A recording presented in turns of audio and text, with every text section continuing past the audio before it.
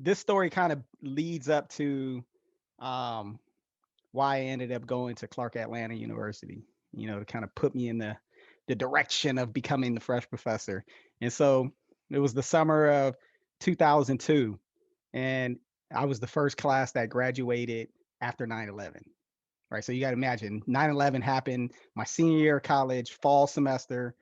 And by the spring semester, man, nobody was hiring anybody. Man, I couldn't even get fucking interviews. And so this is about a month after graduation, and it's to the point where I'm living with my older brother with my college degree, sleeping on his couch with no money, like just all out feeling like a bum.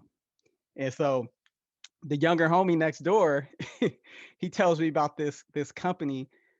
I believe it was called Labor Ready. It was like Labor Ready or Labor X. And for those who don't know, it's essentially like a legalized version of, if you go to Home Depot and there's some people there that you can hire to do some, like daily labor, come help you with some the yard work or construction, and you just pay them that day. But it's like a legalized version of that. And so he was like, man, you should. I go to this thing called Labor Ready. We go there super early in the morning. People pick us up and we go work on jobs and we get paid that same day. Put some money in your pocket. And so I'm like, all right, cool. I need some money. I'm just laying on the couch watching TV all day. My brother looking at me like, man, who raised you? He's just like, man, get your ass up off this couch and go do something. And so I go one morning and we had to get there. He's like, we got to get there super early so we can get the good jobs. And so we leave at like, man, it had to been like 5 in the morning. We get there like right around 5:45, 6 o'clock, fill out all this paperwork and whatnot. And so now he's like, you just got to sit here and they're going to tell you if they got a job for you. And so, okay, so I'm there. Finally, they call my name. They call me and another one of the young homies. I actually hadn't met him until that day, and he was, I say, one of the younger homies because he was like 19, 20. I had just graduated college. He was like 19, 20, and so someone picked us both up. It was a construction company, and we get to this job. And they're basically like, look, it's demo day for us. They're basically knocking down this whole house. And we're like, we just need you to clear all the mess away. And in my mind, I'm like, shit, that's easy money. And I forgot what they paid us. It wasn't much, maybe like $10, $12 an hour. Remember, this is like 2002, minimum wage was different, but we get paid that day. At the end of the day, we're going to get paid. And so they start knocking down this house and whatnot. And come to find out, it isn't just we're throwing away trash. It's like, man, we're picking up bricks of cement. Like, think of what they're breaking up. They're demolishing the entire house. So we're picking up stacks of wood, bricks of cement for hours, homie, like non-stop. I'm from Southeast San Diego. I'm not a punk, but I for sure don't do manual labor like that. Like, I'm just not built for that type of manual labor. And I found out that day. And so we're just, the younger homie is nothing. He does this every day. We're lifting up cement and just throwing them into the dumpster. Just the craziest. It's almost like the most intense workout you could think of, just nonstop. But now we're getting paid for it. Man, it was so fucking hard that at lunch, I didn't even tell the younger homie. He's just sitting there like it's nothing, eating this lunch. We got like a 30-minute lunch break. In my mind, I was like, I'm gonna quit and they don't even have to pay me. The only reason why I didn't quit was because I didn't drive there. Like, I got a ride to the spot. Had I drove, I would have left at lunch and wouldn't even have finished that shit. And so I'm like, fuck it, I'm stuck here. And so we do another maybe 4 hours of, we're picking up bricks of cement and just throwing them in. And so at the end, the guy that owns the construction company, he's like, hey, I'll pay you guys want to do some OT. I'll pay you under the table. I'll pay you in cash.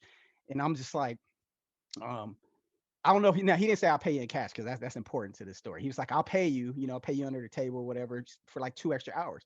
And I'm like, fuck it. I'm already here. Let's just do the 2 extra hours. I don't even know how I did it, man. Like, just blacked out, did it.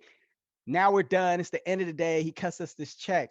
And so I'm riding with the younger homie. Man, I'm like barely able to walk. Like, like, dude, trust me, I'm completely beat down.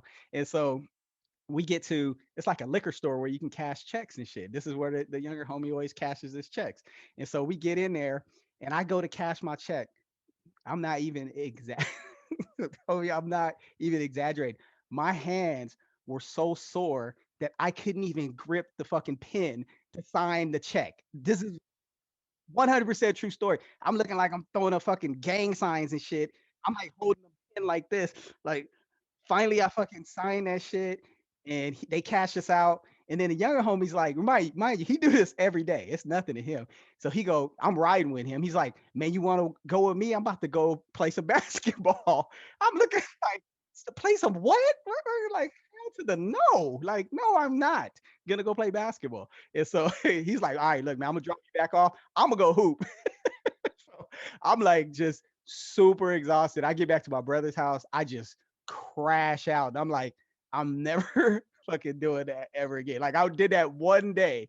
I probably got like $100 or something that day, but I was like, I'm never ever doing that shit. So I'm like, look, man, I gotta get back on this grind. Like I gotta get a fucking job. You know what I mean? And so like I said, I'm just every day I'm just being a bum, like just laying on the couch most of the day, hoping I get, an interview or whatnot. And so I'm one day I'm literally knocked out on the couch, like knocked out. Probably was doing some young shit the night before, and I'm just like knocked out on the couch. And finally, I get a call from like a real job. Like it's like one of the good jobs that I'm like was I've been hoping they call me, but I'm knocked out when they call. And so I hear my phone ring, and I answer that shit without even looking to see who it is. And my eyes are still closed and shit, and I'm like, hello, it ends up being this job that I was hoping, like praying that they would call me. And I'm like, oh shit. And they're like, is this a good time? Now remember, I'm young, unlaced at the time. I should have said, man, can you give me an hour or something, right? So I get my thoughts together. I'm like, fuck that. I just got done moving a house with my bare hands to where I couldn't even sign a check. I'm like, there's no way I'm telling them to call me back. And so I'm like, fuck that. Like, yeah, this is a good time. But I'm still laying down, like with my eyes half closed or whatever. And so they're interviewing me. They're kind of doing like the phone interview screening thing over the phone. And I'm laying down on the couch answering questions. I think I'm doing decent. I'm not doing too bad, but obviously I'm probably not doing as great as I thought I was doing, but it wasn't too bad. And so we get to the end of the interview,